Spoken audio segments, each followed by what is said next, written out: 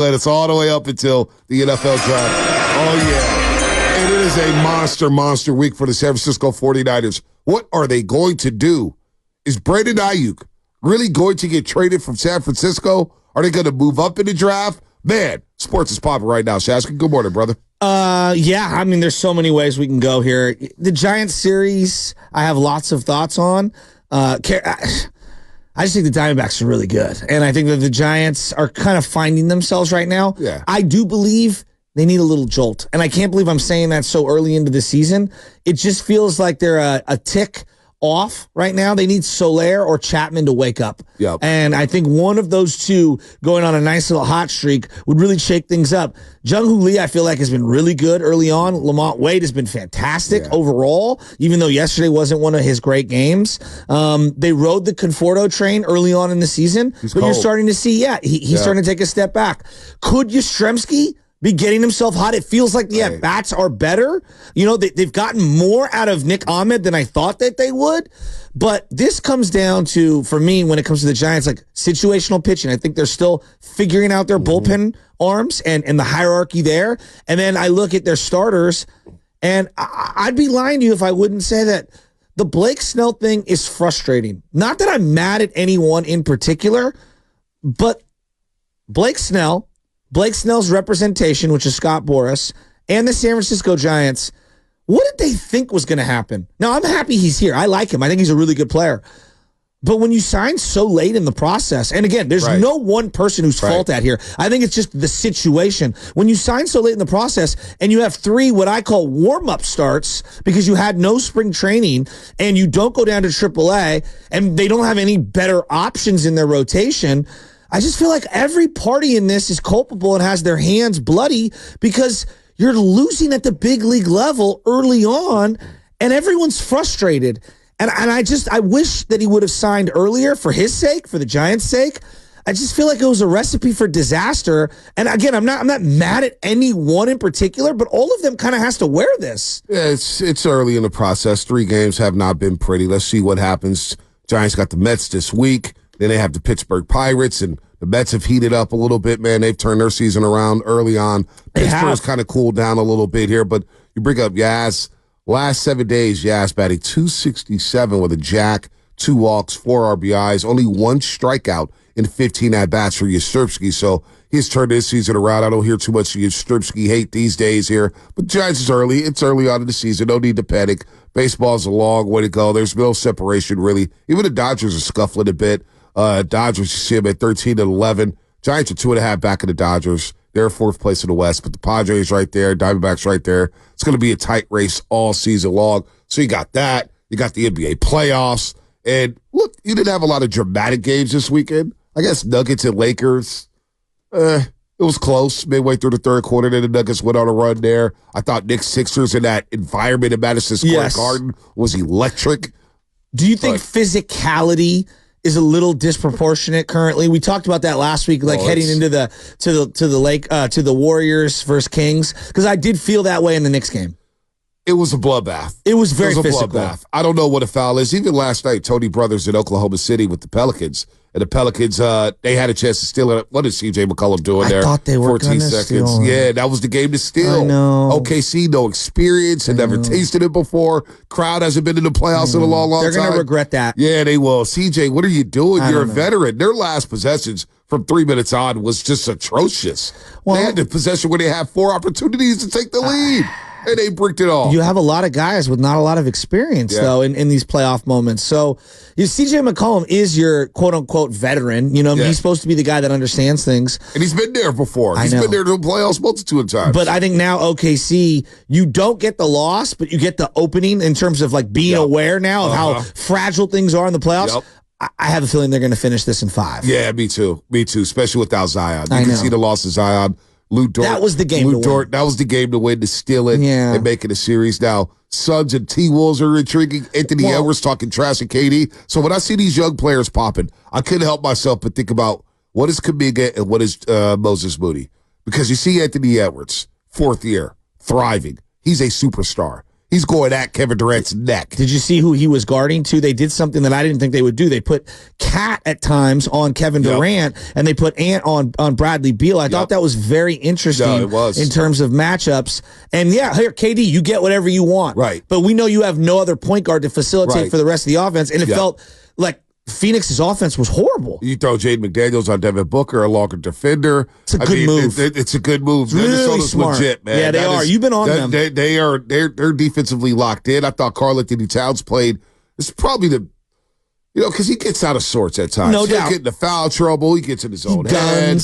He guns. He does some things, but him taking the assignment on KD and then going at KD on the other side, I thought it was really cool. By the way, I wanted to bring this up with the Pelicans. Their possessions from 3 minutes and 34 seconds left. Please read it to me. 32 seconds left. Turnover. Missed shot. Turnover. 4 missed shots on one possession. Last one blocked. And then you had the final possession in which CJ fumbles the ball and throws up a terrible shot. Were you shocked the Clippers beat the Dallas Mavericks? Because I was. I don't know if I was shocked. I was shocked at the way they beat them. Okay. The game, it wasn't even a game. No, well, another one I thought early on was very physical. Yeah, I mean the referees, maybe Draper's onto something. No, I'm maybe coming Draper's around onto on something. That. I'm not sure if NBA basketball is unwatchable.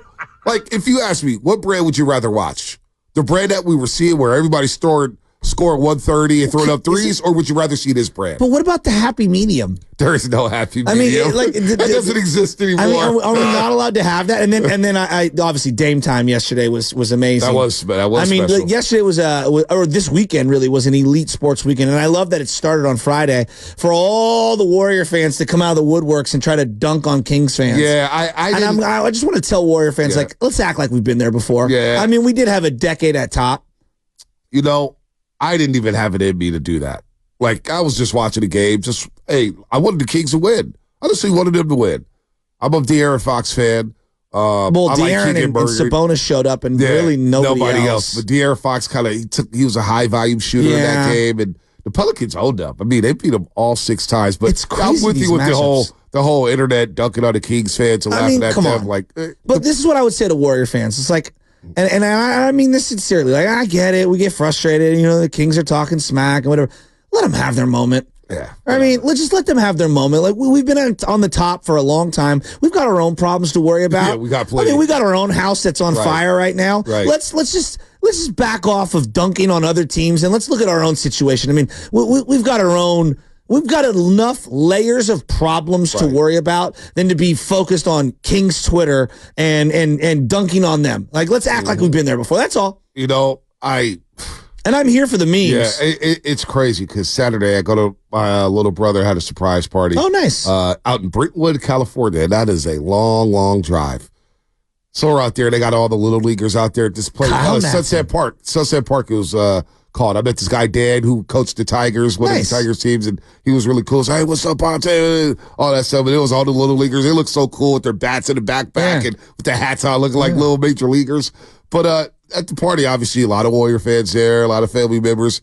And it's just, I can't, what did they do with Clay? What did they do with Draymond? What about Kerr? What about this? What about that? What about this? I'm like, gosh, we're only 4 days into the offseason.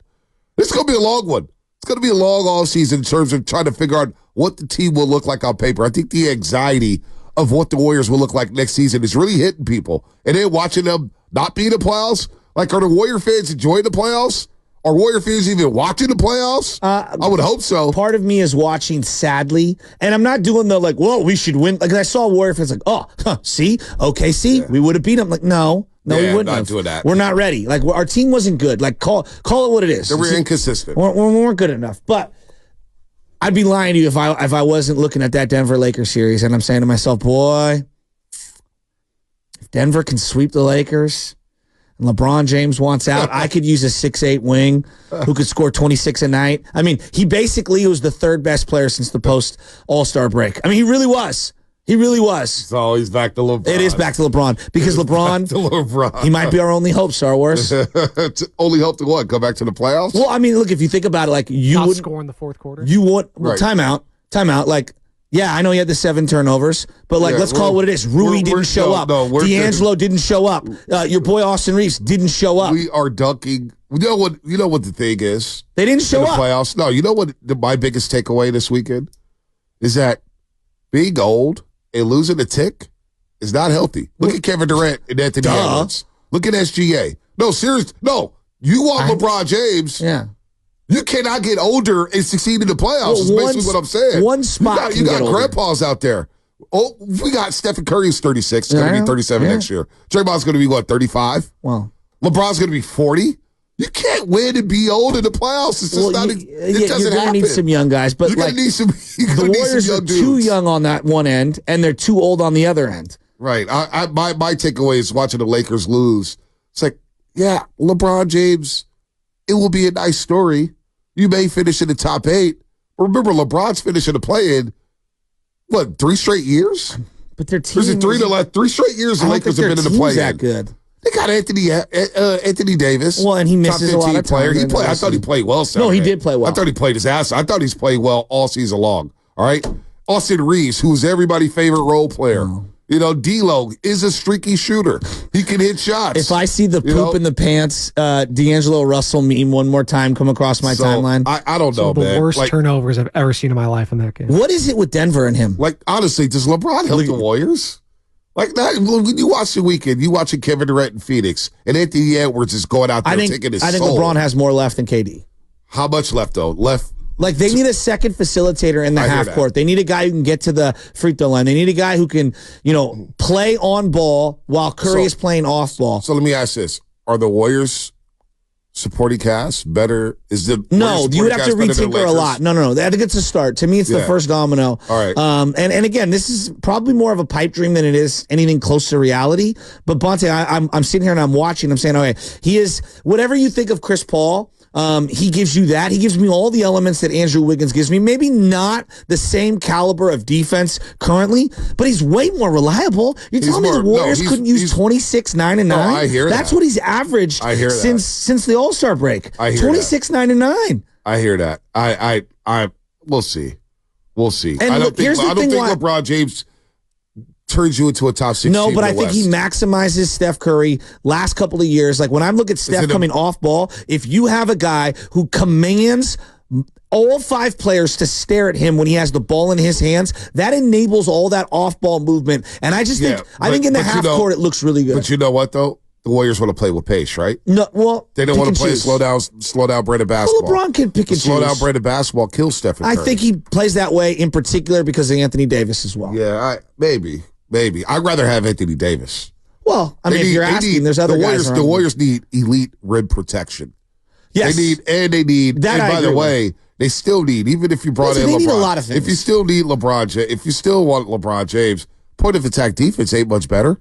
No. Because he ain't guarding nobody. No. So your defense actually gets worse. Well, so I'm trying to think, I know LeBron, what he does, but you're actually getting worse as a team. No, I don't think so because, you're playing Pajemski starter minutes, heavy minutes. Chris Paul playing heavy minutes.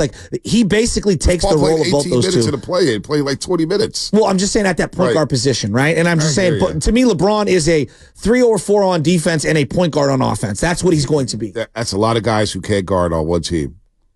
That's a lot of guys. Well, that's why you got the greatest defender of all time, self-proclaimed Draymond Green out there. Right. It's Fedoni. Absolutely incredible. Smiling, but that's what he's there for. LeBron, Clippers beat up on the Dallas Mavericks. You had the Knicks take a 1-0. All the whole teams won this weekend. All the